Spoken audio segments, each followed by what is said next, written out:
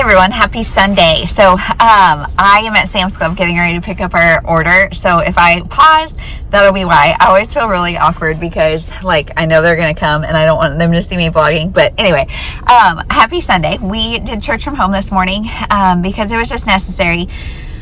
We needed a chill weekend, and that's what we're trying to make happen. So I'm at Sam's Club. My husband and kids are at home, hopefully cleaning up the house a little bit, and then I think we're going to go to the neighborhood pool. So that's really the plan for today. Just kind of have an easy day. I have Bible study after at 4. So there's probably not going to be a lot of footage today. However, I do have some stuff to talk about. So I finished, I'm just about finished, close enough that I can talk about Return to Cherry Blossom Way by Jeannie Chin. So this is my physical read. And this was awful. This was awful. I gave it 2 stars. Like I said, I'm almost done with it. I went from page 50 something to 300 in last night because this just reads it's so boring and it's so blah blah blah blah blah blah blah blah. It's one of those books that you could skip chapters and not even know. I didn't because I'm a completionist and I can't allow myself to do that, but you definitely could and you wouldn't miss anything. So long story short, this is about May. She's going home to Cherry Blossom Way because her mom and she's a travel journalist, I guess, and her mom and sister are doing some sort of cat exhibit or something, and so she's going home because Arrival magazine was covering it, and her boss was like, "Hey, that's your mom and sister. Go home." And so she goes home, and yet there's no talk of this event. So I don't know what, but she convinces her boss to let her stay for a foodie festival that's happening in this town. So she also runs into her high school boyfriend or whatever, who's still there. He's kind of the one that got away. And he works for his family's Asian restaurant, but he has dreams of starting his own restaurant. Hold on, I hear somebody, so maybe it's ours. Hold on. Okay, I'm back at my house, but I'm on the other side of the street hoping nobody sees me. So let's see how long this lasts. But let me pick this book back up so you know what I'm talking about. So this book, she runs into the one who got away, and he works at his family's Asian restaurant. They are all the characters are Asian. And so he works there. He is the responsible guy that his dad died. And so now his mom really depends on him. He's the oldest sibling, I think. He's the one that's always been dependable, etc. So he really wants to branch out and do his own restaurant thing, but his mom's not supportive of that. He doesn't want to leave her high and dry, etc., etc., etc. So my complaints about this book. So first of all, she goes home for this event that never gets talked about or whatever. So whatever, that's the whole premise is dumb. But then she goes and they broke up apparently because he felt the need, I think his dad, I don't know if his dad had died yet or if he was just sick or whatever, but he felt the need to stay in the town. She had dreams of leaving and going doing bigger things, and neither of them wanted to change that. So that's fine. That makes sense, whatever. But they immediately fall back into their relationship, and there are some steamy scenes, not horrible, but so they also immediately fall back into a physical relationship. And it's wait, it's been I think almost 20 years, and if you guys have been pining that much, you could do long distance. Life changes, I mean, you can grow and change. Maybe one of you will want to come back, either she'll want to come back or he'll want to leave eventually. I get circumstances weren't right at the time, but if you're gonna spend 20 years pining over each other, then we could still be in touch or whatever. I don't know, because they're both still single, all the things. So this is a great angle, but it allows me to rest my arm. So anyway, that's complaint number 1. Complaint number 2 is I don't like any of these characters. Honestly, I don't like any of them. He is awful. He is awful. He's just stupid. And she confronts him about something, and we get his perspective too. So he's literally how can I buy myself time? So he lies by omission and just kind of strings her along to buy himself time to figure out how to tell her the truth without actually telling her the truth. Gross. And he made decisions for her. This is one of my biggest romance pet peeves. He made decisions for her back then and everything based on what he thought she wanted, not what she actually said she wanted, or without communicating. Communicate. You guys are adults. And so that's annoying. And then I also didn't like her at all. So she left. Like, part of the reason she was so gung-ho about leaving is because she was bullied by this one girl pretty relentlessly about being Asian. Like, her, this girl would make fun of her all the time and say, like, go back to China and stuff, and just horrible, horrible things.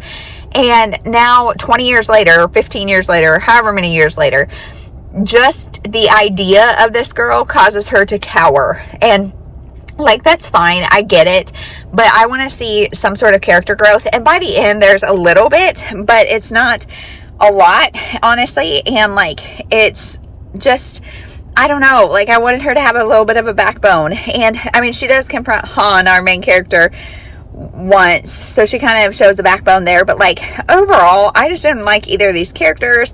I didn't like that, like, their relationship felt stupid. The like family dynamics. So she gets there, she has like never goes home, and she's got sisters, and I think there's like some tension between them, but you don't really see that. And then she talks about like how much her mom and stepdad have aged, and then that's it. Like, she's like kind of like put out by it, kind of stressed by it, kind of overwhelmed by the fact that she's been gone and people haven't kept her in the loop.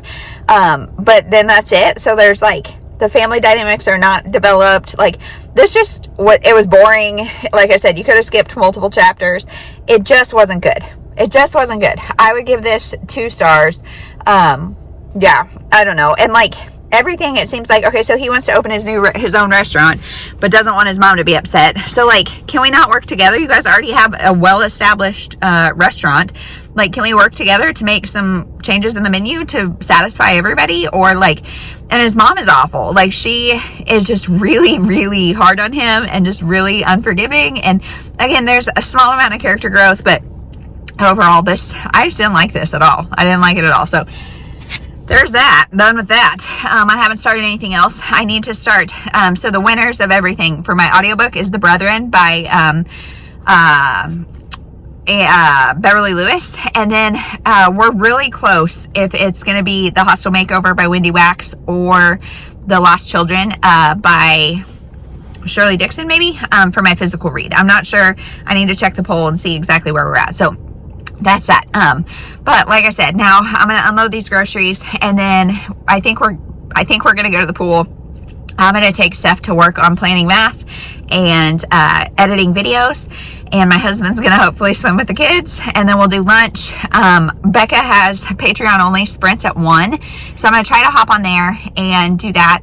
I could actually get in my swimsuit and swim, and then try to do everything I need to do during that time, but I'm just nervous it's not going to be enough time. So because we have that, and then Bible study at 4. And plus, if I swim, I'm going to want to shower. It's like if you give a mouse a cookie, it like turns into this whole spiral of things. So if he's okay with it, I'm just going to work on stuff, I think. Even though swimming is fun, but swimming at 31 weeks pregnant is less fun. Swimsuits, being wet, doing all the things, it's just not as much fun for me. So sorry for such a long update. I'll update at some point later in the day, but like I said, not probably going to be the most exciting day to watch, but I'll keep you posted. And I might lay with the girls during nap time if I can get a lot done. And if I do, I'll start for sure something, either The Brethren or I have The Lost Children on ebook too, so I can read it that way.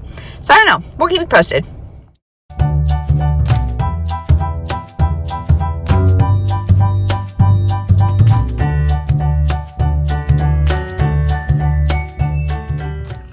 Hey everyone, so it's 3 o'clock and I just went and got a QT drinks. I'm parked outside of QT because my obsession with fountain soda is going strong. So got the goods, and my kids are napping or taking quiet time or whatever. So I'm gonna go home and finish getting ready my girls' curriculum boxes for tomorrow. So first day of school stuff, I mean my daughter's in like first grade age, and my other one is 4. So she is ready for kindergarten. She's just ready to roll. So my point is, I don't have a lot of experience with first day of school. Last year was really the first year that I did anything. But this year I've got the little cookie jar pencil things that are filled with goodies. And then I am putting all their curriculum into a box, just like a shirt box, and I'm going to wrap it like it's a present and surprise them with that tomorrow. And then last year I mixed yogurt and peanut butter and put them in like the fidget poppers, and so they have little yogurt bites, and so I'm going to make that for them because they've been like asking for it since last year, and it's not that big of a deal, but whatever. So I'm going to make that, and then they'll get up, and it's looking like it might rain, but if I get all that done before they get up, I am smooth sailing and I can just read the rest of the night. And so I think that's what I'm going to do. The Royals were playing just a little bit ago. We didn't watch it because we were talking about other things and working on things, and so didn't really get a chance to watch that. But all that to say, no reading update, and there may not be one until tonight. So if you see me again, it'll probably be for my daughter. She's 2 out of 4. Yesterday she picked a long book, and so she picked 4 Babysitters Club books, and she has already finished 2. So I don't know, if she finishes the other 2, then I will update about her next pick. But otherwise, I will see you guys tomorrow, because I'll just be starting stuff, so I probably won't have much to say, and I can guarantee it's not going to be that fun of a night because I'm just going to be at home working on their boxes and then being lazy because it's a Sunday night, and after a chaotic Sunday last week, I'm loving just a chill Sunday now. So, yeah, we'll probably see you tomorrow.